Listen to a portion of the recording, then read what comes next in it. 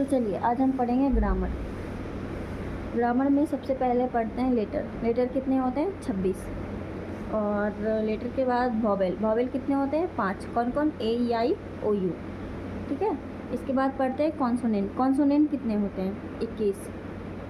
जैसे लेटर 26 होते हैं, 26 में वॉवेल आप 5 निकाल देते हो तो 21 बचते हैं, उसको हम कॉन्सोनेंट कहते हैं।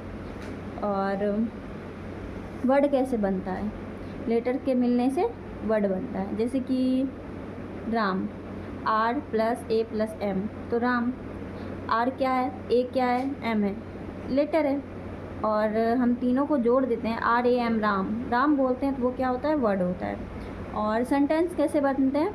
वर्ड के मिलने से सेंटेंस बनते हैं। जैसे कि राम इज़ ए बॉय, ये क्या हो गया? ये हो गया वर्ड।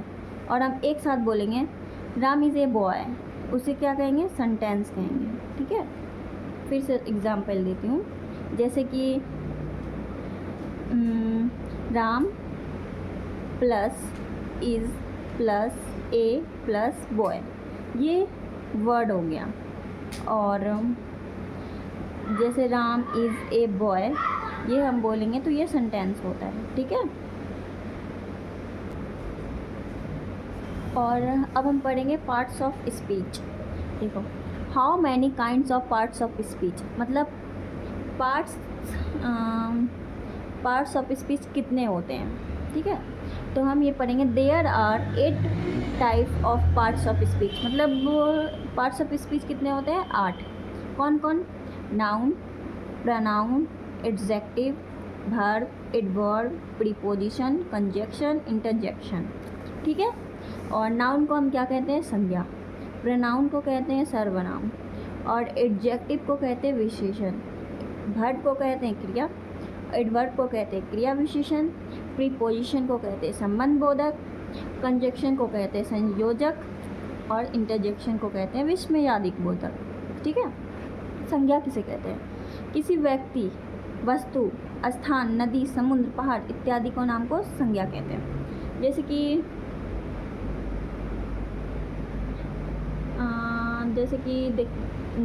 कोई नाम, जैसे मैंने बताया, कोई वस्तु, व्यक्ति, स्थान, नदी, समुद्र, पहाड़, ये सब एक संज्ञा मतलब नाउन होता है।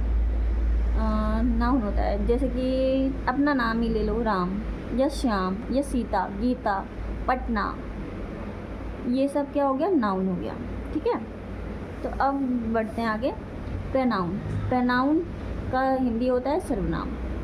संज्ञा के बदले प्रयुक्त होने वाले शब्द को सर्वनाम कहते हैं। जैसे कि आई, वी, दे, यू, सी, ही, ये सब हो गया सर्वनाम। ये संज्ञा के बदले आता है। ठीक है। और हम पढ़ते हैं एडजेक्टिव, विशेषण, जो संज्ञा और सर्वनाम की विशेषता को बताती है, उसे हम क्या कहते हैं? एडजेक्टिव, विशेषण कहते हैं। ठीक है।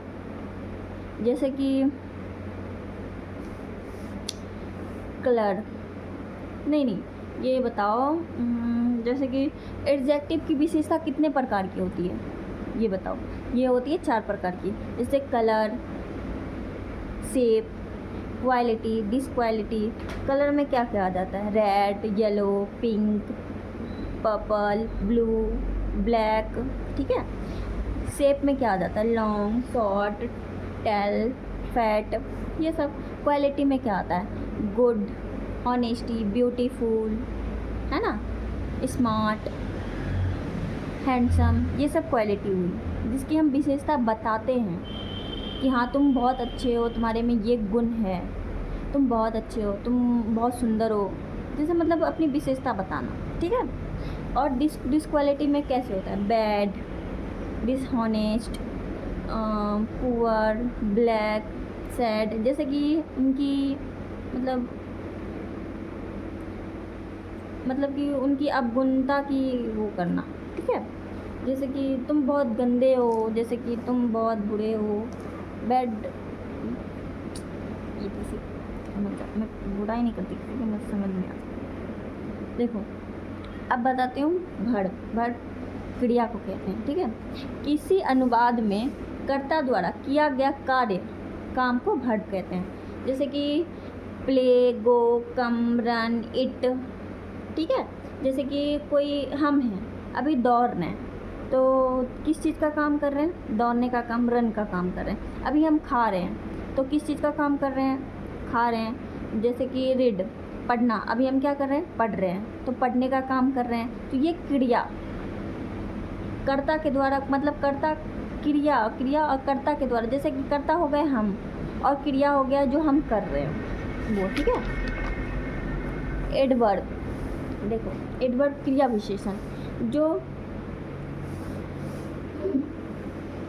वर्ब, एडजेक्टिव तथा अन्य एडवर्ब की विशेषता को बताता हो उसे हम क्रिया विशेषण कहते हैं। जैसे एग्जाम्पल में very, fast, much, here, there, never, etc, ठीक है।